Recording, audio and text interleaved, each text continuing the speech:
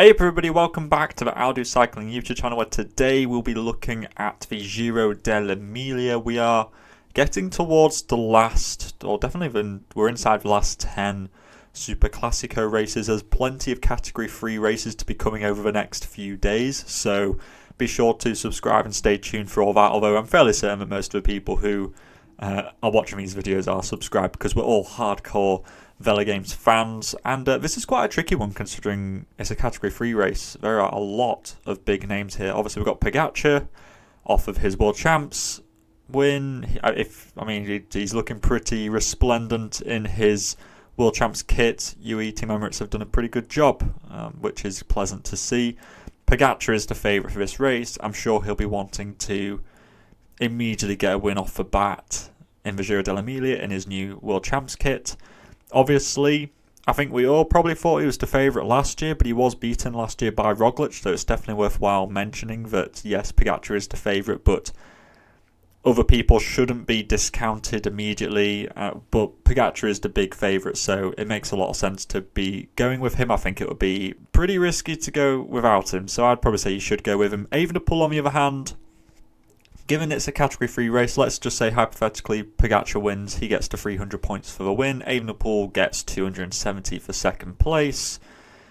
Can you find better value in cheaper riders? I think, especially at this time of year with a Super Classico, you can. Pogacar and Evenepoel is the really safe duo to be going with, but I'm not sure if it'll be the winning combination. I do think that you could be a bit smarter with your distribution of credits and end up with a higher scoring team, which in a Category 3 race might not lead you to that many more points. You might end up with 100 to 200 points more at a best case scenario, but at this point in the season with this competition, maybe that's kind of what you're looking for. Roglic, hard to say. I'm not even sure if he finished the World Champs.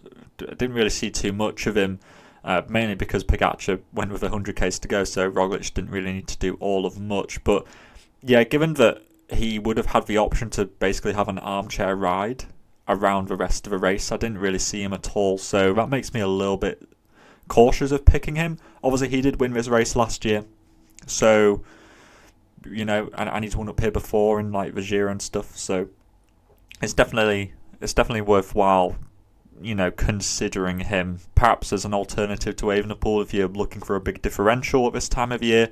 Pidcock I can't recommend. He just wasn't there in World Champs, and to be honest with you, I won't be picking any Ineos Grenadiers riders at the moment. Jorgensen should be the leader for Visma Lease bike, but it's not a finish that suits him too much, I would say. I'd say that you've got other riders who are cheaper, who are better value for money than him. Paulus I wouldn't be going with. I just think there are other options that EF have. To be honest with you, I won't pick any other UAE Team Emirates rider. Last year they got 2 in the top 10. I think it was Yates who was up there, so maybe you could give an argument for him, or maybe a Yuzo, I guess. But the next best person was like 27th with Ulissi last year, so stacking up on UAE Team Emirates riders isn't going to be that profitable, especially since none of them outside of Pogacar look in scintillating form at the moment. The 20 credit riders, I'm not sure why you'd be picking Caden Groves, but hey ho, here we are.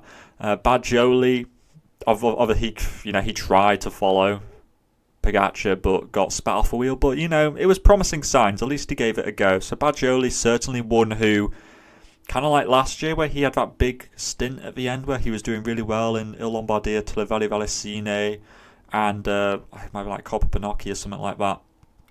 Badjoli's looking in decent form, but I'm not sure if this is his race. Maybe in like the coming races we'll come back to him.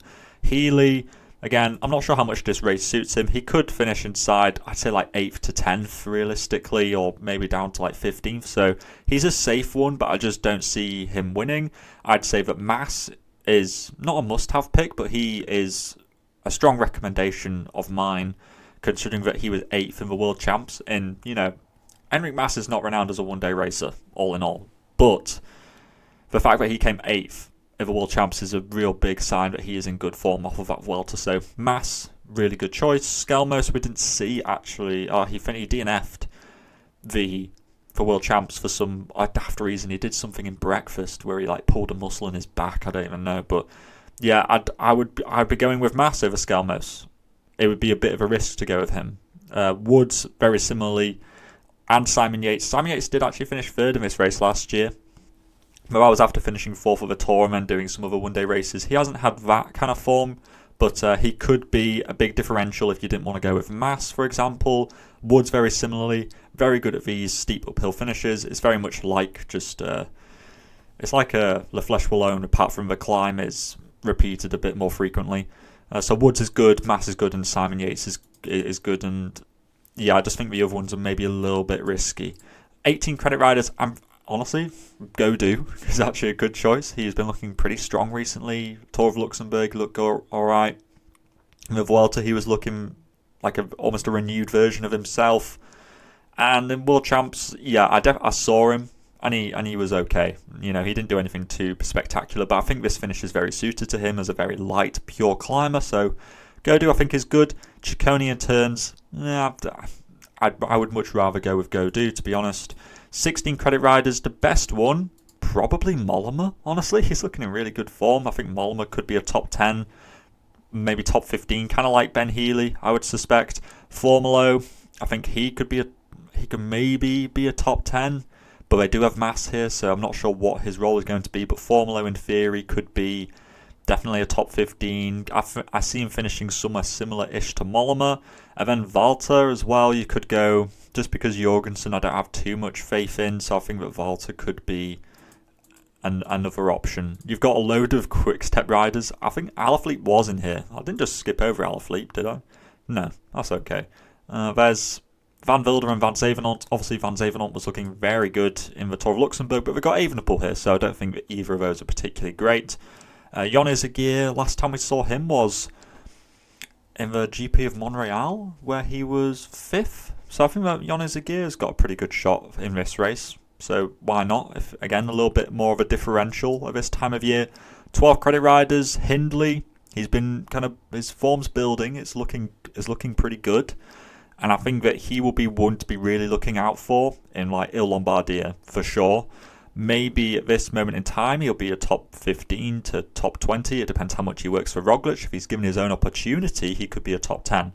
So I think that Hindley at 12 is a very interesting option to be considering. Wout Poels, maybe. Bahrain don't have a big leader in this race. They've got Tiberi, but I think that Poels, if he has his own freedom, could be a surprise candidate in the top 10. Pozzovivo in his last Giro dell'Emilia, I think he was top 10 in this race last year, so Pozzovivo, certainly worthwhile considering. You know, if you didn't like any of the other 12s, then Pozzovivo could be one just for old time's sake. 10 credit riders,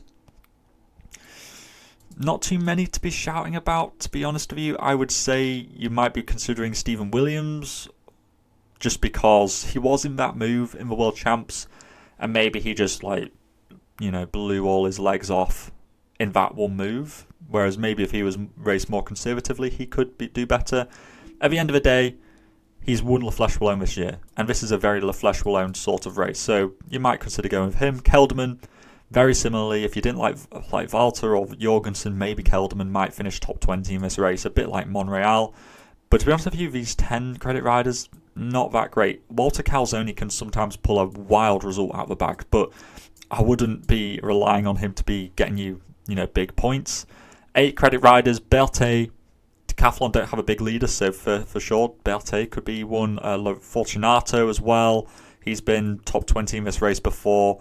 Bart Lemon's been in okay form, so any number of Visma Leaseback riders. Riccatello, possibly, but they've got Woods, they've got Stephen Williams, so maybe he'll just be a domestique. Might be safer to go with somebody who's more of a confirmed leader, who's, like a Berthet, I'd say, is a safer choice than Riccatello. Tiberi, obviously very disappointing in World Champs, but maybe he could bounce back and do something better here. I'd say realistically like a top 15. And then into the 6s, there are some, and you will probably need some of these riders. You might go with Mark Donovan. He was, Q36.5, don't have a big leader. Fabro, top 20 possibly for him. Lipovitz doesn't go as well on the steeper terrain, but he's obviously looking in pretty good form, so I'd say a top 25 is possible for him. Pellizzari, obviously such a fantastic climber, very good in the Giro this year, going to Bora next year. I think Pellizzari could, again, probably be a top 20. He's a safer one to be going with for sure. And maybe Yanis Wazard you might decide to go with as well. So I'd say overall, Pellizzari might be the safest one, and Lipovitz. Those are likely the safest ones, and then everyone else is you're going with for the pure differential factor. And then the 4 credit riders, we've got Baudin. Again, Decathlon don't have a big leader, so maybe Baudin could do something. Brenner, very hot and cold. You'd never quite know what you're going to get with him. I'd say Baudin is safer than Brenner, but there are some other ones. Archie Ryan is the best one, pretty much. Nairo, maybe. If you think that something crazy is going to happen, but in all seriousness, Archie Ryan is your best one. He was just outside the top 20 in Worlds, and EF don't have a big leader. I never got Ben Healy here, but I would say that Archie Ryan almost suits this kind of finish more than Ben Healy does. So Archie Ryan for sure is your best one. There's not even that much of a competition there. So I'll be going with him or Baudin. This is my team at the moment. Poggy, Gaudu, Mas, Jonas Aguirre, Archie Ryan and Jai Hindley. I did previously have Evenepoel in here, and then I had who did I have? I had like a 6 in here with Lipovitz or whatever, and then I had an 8, which was probably somebody like Berthe. So I had that, but then I decided to go against it and spread my points out a little bit more. I'm very tempted to swap things up a little bit more, and rather than going with Jonas Aguirre and Hindley, I might decide to go with Mollema, and instead of Joy going with Stephen Williams or something like that. I might certainly decide to swap things up a little bit more, but I'm generally going with a Poggy, Mas and Gaudu. Obviously I could swap Gaudu up as well, but I'd say that Gaudu is on a similar level to a lot of these 20 to 22 credit riders. But let me know what you think in the comment sections down below. I am going away tonight. I've got a crazy weekend, so basically I can't promise to get a Paris Tours video up, but just watch this space. Maybe I might be able to get one out tomorrow evening.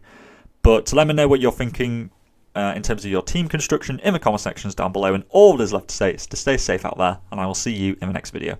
Salut!